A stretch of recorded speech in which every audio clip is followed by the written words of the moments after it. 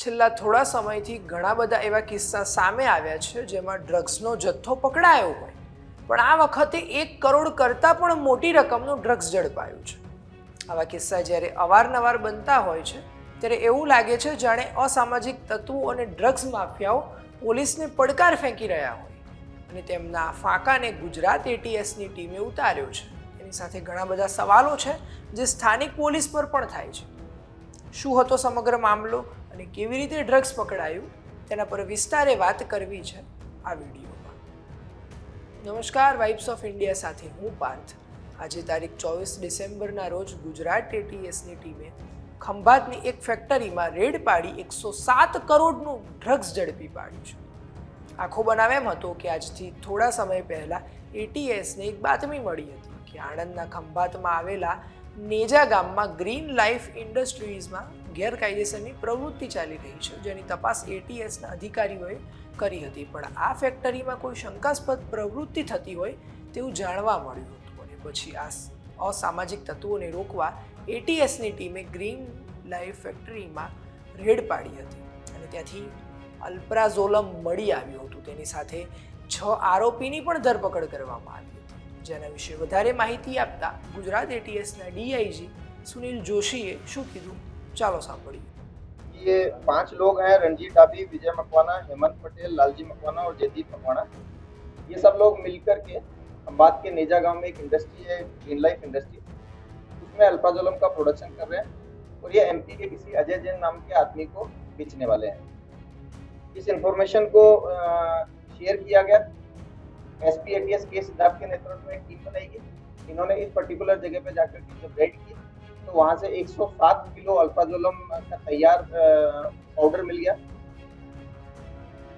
साथ ही साथ जो 5 आरोपी है उनकी भी वहीं से धरपकड़ की गई.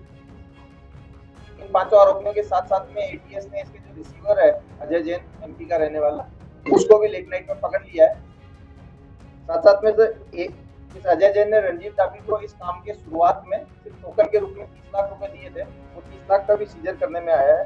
सीडेटिव है, स्लीपिंग पिल्स में काम आता है. सामान्यतः इसकी जो एक टेबलेट है वो 0.25 mg या 0.5 mg की मार्केट में मिलती है.